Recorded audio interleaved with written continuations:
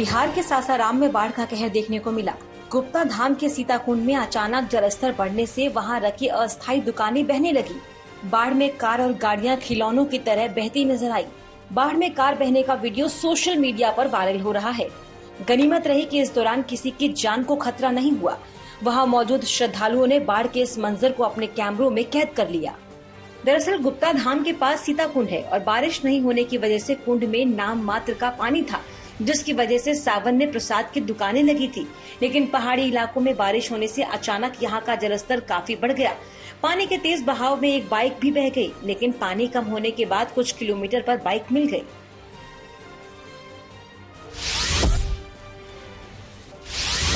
MP के सतना में आसमानी आफत का तांडव दिखा। मझगवा तहसील इलाके में 4 घंटे के दौरान करीब 5 इंच मूसलाधार बारिश से धारकुंडी के परमहंस आश्रम में सैलाब आ गया। आश्रम में कई संत रहते हैं। गनीमत रही कि सैलाब दोपहर के समय आया, जिससे किसी तरह की जानहानि नहीं हुई। वीडियो देखकर आप अंदाजा लगा सकते हैं कि सैलाब किस कदर तबाही के मूड में आया था। इस तरह का सैलाब आमतौर पर बादल फटने के दौरान देखने को मिलता है। करीब 30 फीट की ऊंचाई से नीचे गिर रहे बाढ़ के पानी को जिसने भी गिरते हुए देखा वो सहम गया। आश्रम के बीच में संकरी से एक सदानीरा नदी बहती है। धारकुंडी के पास ही अमुआ और अंधराखूह नाम के 2 बांध हैं, जो करीब 40 साल पुराने हैं। इन बांधों में सिल्ट जमा होने से बांध उथले हो गए हैं। एमपी के खरगोन में भी लगातार बारिश के बाद बांध ओवरफ्लो होने लगे। देजला दिवाड़ा बांध लबालब हो चुका है। यहाँ बारिश में 13वीं शताब्दी के ऐतिहासिक प्राचीन महाकालेश्वर मंदिर का शिखर गिर पड़ा। गनीमत रही कि हादसे में कोई हताहत नहीं हुआ। सावन में श्रद्धालु रोजाना प्राचीन मंदिर में दर्शन के लिए आते हैं। अगर हादसा आरती के समय होता तो कई लोगों की जान पर बन सकती थी। ये मंदिर पुरातत्व विभाग के अधीन है। यहाँ मरम्मत का काम चल रहा था, लेकिन मूसलाधार बारिश की मार प्राचीन मंदिर नहीं सह सका। यूपी के बांदा में बुंदेलखंड एक्सप्रेस वे पर बारिश के बाद कई जगह दरारें पड़ गई। जो मिट्टी किनारों पर सपोर्ट के लिए लगाई गई थी वो बारिश में बह गई। दरअसल बांदा में 3 दिन से लगातार बारिश हो रही है, जिससे जनजीवन अस्त व्यस्त है। जब कुछ मजदूरों से इस बारे में पूछा तो उन्होंने बोलने से मना कर दिया, लेकिन एक मजदूर ने बताया कि रात में कोई ट्रक इसे नुकसान पहुंचा कर गया, जिसे बनाया जा रहा है। मजदूर बुंदेलखंड एक्सप्रेस वे पर नया पेंट करते हुए दिखाई दिया। अब देखना होगा कि क्या लापरवाही की गाज अधिकारियों पर गिरेगी या नहीं। 16 जुलाई को ही पीएम मोदी ने बुंदेलखंड एक्सप्रेसवे का उद्घाटन किया था। उत्तराखंड के टिहरी जिले में कांडी खाल के पास बारिश के बाद हुए लैंडस्लाइड से ऋषिकेश गंगोत्री राष्ट्रीय राजमार्ग बंद हो गया। बारिश के बाद लैंडस्लाइड से सड़कों पर मलबा आ गया, जिससे आवाजाही प्रभावित रही। ऋषिकेश गंगोत्री राष्ट्रीय राजमार्ग के दोनों ओर गाड़ियों की लंबी कतारें दिखी। वहीं पिथौरागढ़ के मुंस्यारी के सुरिंग और घरघानिया में बारिश के बाद लैंडस्लाइड जारी है। लगातार बारिश के बाद भूस्खलन से स्थानीय लोगों के साथ सैलानियों की भी मुश्किल बढ़ गई। सड़क पर बोल्डर और चट्टानें आने से कई सड़कों के लिए वैकल्पिक रास्ते शुरू किए गए। सड़क से मलबा हटाने का काम लगातार जारी है। यहाँ कई गांवों का जिला मुख्यालय से संपर्क पूरी तरह कट गया।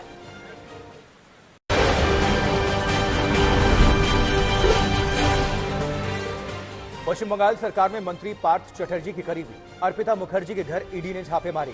कई घंटों की चली छापेमारी में ईडी ने 20 करोड़ के करीब कैश बरामद किया है। ईडी ने ये कार्रवाई बंगाल शिक्षा भर्ती घोटाले में की है। ईडी को अर्पिता के खिलाफ कुछ पुख्ता सबूत मिले थे, जिसके बाद उनके घर रेड मारी गई। अर्पिता मुखर्जी के घर से 20 मोबाइल फोन भी जब्त किए गए हैं। साथ ही मंत्री पार्थ चटर्जी के घर भी ईडी ने छापा मारा।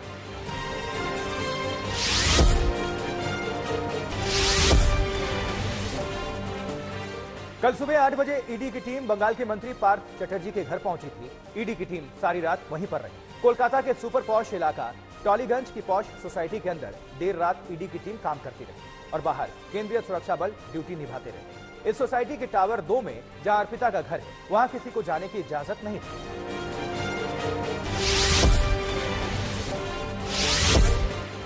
अर्पिता मुखर्जी को पश्चिम बंगाल के मौजूदा उद्योग मंत्री पार्थ चटर्जी की करीबी बताया जाता है। अर्पिता उस दुर्गा पंडाल में बढ़ चढ़कर हिस्सा लेती रही हैं, जहां पार्थ चटर्जी सर्वे सर्वा है। नकतल्ला उद्यान संघ दुर्गा पूजा कमेटी की वो ब्रांड है। अर्पिता मुखर्जी फिल्मों में भी काम कर चुकी हैं। बांग्ला के साथ उड़िया और तमिल फिल्मों में भी वो छोटी मोटी किरदार निभाती रही।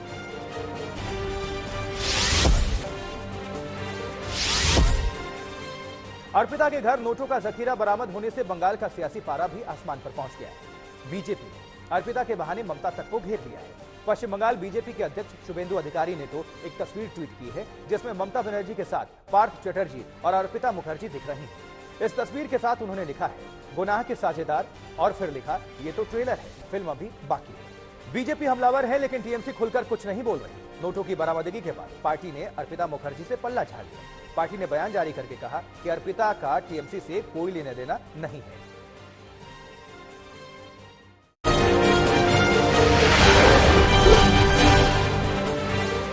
दिल्ली सरकार की आबकारी नीति को लेकर मुख्यमंत्री अरविंद केजरीवाल और उपराज्यपाल विनय कुमार सक्सेना आमने सामने आ गए हैं। उपराज्यपाल के आबकारी नीति की सीबीआई जांच के आदेश के बाद अरविंद केजरीवाल ने केंद्र सरकार पर जमकर हमला बोला। केजरीवाल ने कहा कि मनीष सिसोदिया के खिलाफ सीबीआई जांच की सिफारिश की गई है और अब उनको गिरफ्तार भी करने वाले हैं। ये सिसोदिया को फंसाने की साजिश है। 3-4 महीने पहले जब इनके लोगों ने मुझे बताया कि मनीष जी को गिरफ्तार करने वाले हैं, मैंने कहा मनीष ने क्या कर दिया, क्या केस है? तो उन्होंने बताया अभी कोई केस नहीं है, कुछ मिला नहीं है, ढूंढ रहे हैं, कुछ बना रहे हैं।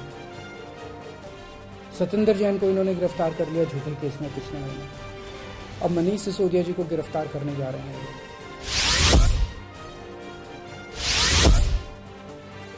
दिल्ली के सीएम अरविंद केजरीवाल ने केंद्र सरकार को चुनौती देते हुए कहा कि हमें जेल से डर नहीं लगता। तुम सावरकर की और हम भगत सिंह की औलाद हैं। केजरीवाल ने कहा कि आपके नेता कट्टर ईमानदार हैं, इसलिए बीजेपी वाले कीचड़ फेंकना चाहते हैं। केजरीवाल ने इसके साथ ही कारण गिनाते हुए बताया कि केंद्र सरकार उनके आगे क्यों रोड़े अटका रही है।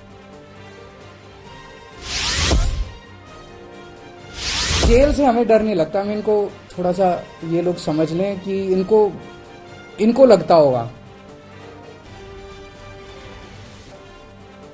जेल से हमें डर नहीं लगता। तुम लोग सावरकर की औलाद हो जिसने अंग्रेजों से माफी मांगी थी। हम लोग भगत सिंह की औलाद हैं। हम भगत सिंह को अपना आदर्श मानते हैं, जिसने अंग्रेजों के सामने झुकने से मना कर दिया और फांसी पर लटक गया। आबकारी नीति पर जारी विवाद के बीच पूर्वी दिल्ली से बीजेपी सांसद गौतम गंभीर ने सीएम अरविंद केजरीवाल पर निशाना साधा। गौतम गंभीर ने कहा कि एक मंत्री जेल में है, दूसरा जेल जाने की तैयारी में है और तीसरा सिंगापुर जाना चाहता है और खालिस्तानी की एंट्री करवाना चाहता है। देखिए, एक मंत्री जेल में, दूसरे जाने की तैयारी में और तीसरा जो सिंगापुर जाना चाहता है वो खालिस्तानियों की एंट्री करवाना चाहता है। तो खालिस्तानी ठेकेदार ये अपने आप को दिल्ली का बेटा कहते थे कि जब कोविड के समय जब ठेके खोले थे, जब बड़ी बड़ी लंबी लाइनें लगाई थी, जब शराब बेच रहे थे, तो सिर्फ यही नीयत थी कि अपने जो लिकर माफिया है उसको किस तरीके से अनड्यू एडवांटेजेस दी जा सकती थी। तो इस तरीके का ये आम आदमी है। नेशनल हेराल्ड केस में सोनिया गांधी से पूछताछ के लिए प्रवर्तन निदेशालय ने नया समन जारी किया है। बताया जा रहा है कि कांग्रेस अध्यक्ष सोनिया गांधी को नेशनल हेराल्ड मामले में जांच में शामिल होने के लिए अब 25 जुलाई की जगह 26 जुलाई को बुलाया गया है। कांग्रेस अध्यक्ष सोनिया गांधी गुरुवार को प्रवर्तन निदेशालय यानी ईडी के सामने पेश हुई और ईडी ने उनसे करीब 2.25 घंटे पूछताछ की। ये पूछताछ नेशनल हेराल्ड से जुड़े मनी लॉन्ड्रिंग केस को लेकर थी।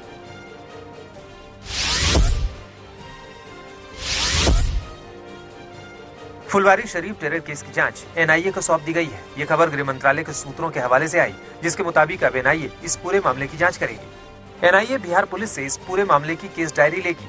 सूत्रों की माने तो एनआईए इस केस के पीएफआई लिंक की भी जांच करेगी।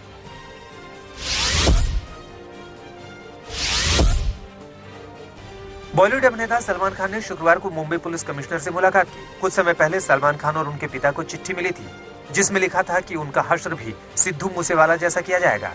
ये चिट्ठी सामने आने के बाद ही मुंबई पुलिस ने सलमान खान की सुरक्षा बढ़ा दी थी।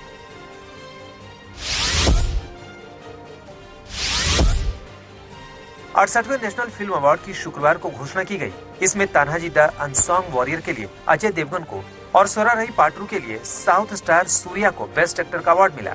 सोरा रही पाटरू को 5 कैटेगरी में अवार्ड मिले। Best Hindi film Tulsidas junior रही।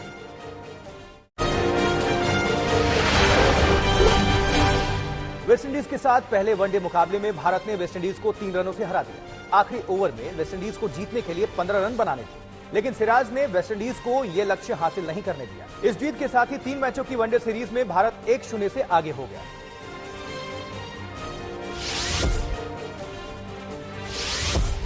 पोर्ट ऑफ स्पेन में खेले गए पहले वनडे में कप्तान शिखर धवन के ताबड़तोड़ 97 रनों की बदौलत भारत ने टॉस हारने के बाद 309 रनों का लक्ष्य दिया, लेकिन वेस्टइंडीज की टीम टारगेट से 3 रनों से चूक गई। भारत की ओर से सिराज, शार्दुल और चहल ने 2-2 विकेट अपने नाम किए।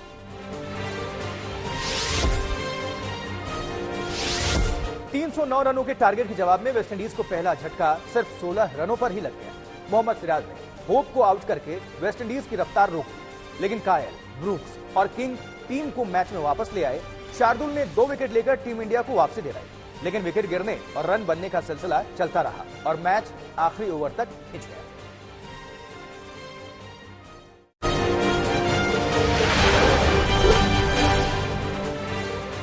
रूस यूक्रेन युद्ध के चलते यूक्रेन से दुनिया को होने वाले अनाज सप्लाई को लेकर रास्ता साफ हो गया। इसके लिए टर्की के इस्तांबुल में एक समझौते पर हस्ताक्षर किया गया, जिसके बाद यूक्रेन अब दुनिया के अन्य देशों में अपने अनाज का निर्यात तय रूट से कर सकेगा। रूसी हमले के चलते यूक्रेन के बंदरगाहों से अनाज को ब्लैक सी के जरिए दुनिया भर में पहुंचाने का काम रुका हुआ था। यूएन और टर्की की पहल पर हुए इस समझौते में रूस, यूक्रेन, संयुक्त राष्ट्र और टर्की भी भागीदारी निभाएगा। इस समझौते पर ऐसे समय में सहमति बनी है जब यूक्रेन में अनाज के फंसे होने से वैश्विक खाद्य संकट गहराता जा रहा है, जिसे दुनिया भर में अनाज की कीमतों में बढ़ोतरी के लिए भी जिम्मेदार माना जा रहा है।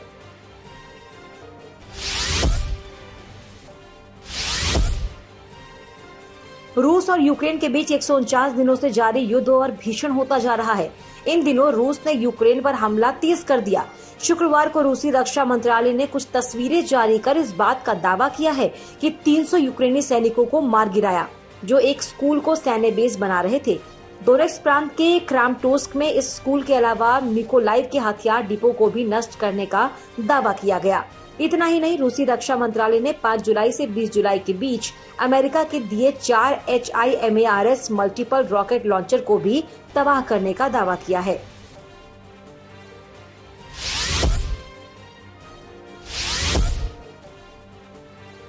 श्रीलंका में रानिल विक्रमसिंघे के राष्ट्रपति बनने के बाद भी प्रदर्शन लगातार जारी है। कोलंबो में सेना और प्रदर्शनकारियों के बीच झड़प भी देखने को मिली। वहीं दूसरी ओर दिनेश गुणवर्धने ने देश के 15वें प्रधानमंत्री के तौर पर शपथ ली। खास बात यह है कि गुणवर्धने राष्ट्रपति विक्रमसिंघे के पुराने दोस्त हैं और उनके पास कई सालों का राजनीतिक अनुभव है।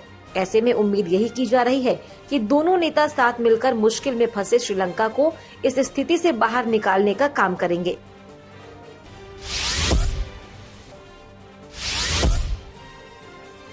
अमेरिका में 10 साल बाद पहली बार पोलियो का मामला सामने आया। न्यूयॉर्क के रॉकलैंड काउंटी में पोलियो केस मिलने की पुष्टि की गई। पोलियो का मामला सामने आने के बाद अमेरिकी स्वास्थ्य विभाग ने अलर्ट जारी किया। साल 2022 के आंकड़ों के हिसाब से पोलियो के मामले पूरी दुनिया में सिर्फ 3 देशों में हैं। पाकिस्तान में 12 मामले दर्ज हुए हैं, तो अफगानिस्तान में 1 पोलियो का केस सामने आया था। वहीं अब अमेरिका में 1 केस आने के बाद दुनिया के सिर्फ 3 देशों में ही पोलियो के मामले हैं।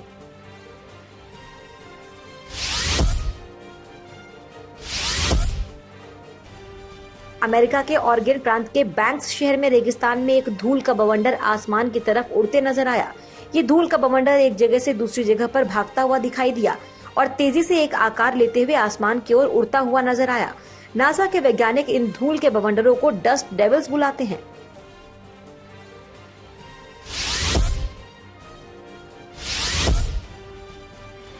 चीन के किंघाई प्रांत में रेतीले तूफान का जबरदस्त कहर देखने को मिला। रेतीले तूफान का बवंडर सैकड़ों फीट ऊपर उठता दिखाई दे रहा था। ऐसा मालूम पड़ रहा था कि रेतीला तूफान अपने साथ सब कुछ बहा ले जाएगा। इस भयावह तूफान की वजह से कुछ जगहों पर विजिबिलिटी 200 मीटर से भी कम हो गई, जिसकी वजह से सड़कों पर गाड़ियों का चलना मुश्किल हो गया। जिसके बाद कुछ लोगों ने अपनी गाड़ियां रोक दी और तूफान रुकने का इंतजार करने लगे। गनीमत ये रही कि इस भयावह रेतीले तूफान में कोई बड़ा हादसा नहीं हुआ, न ही कोई हताहत हुआ।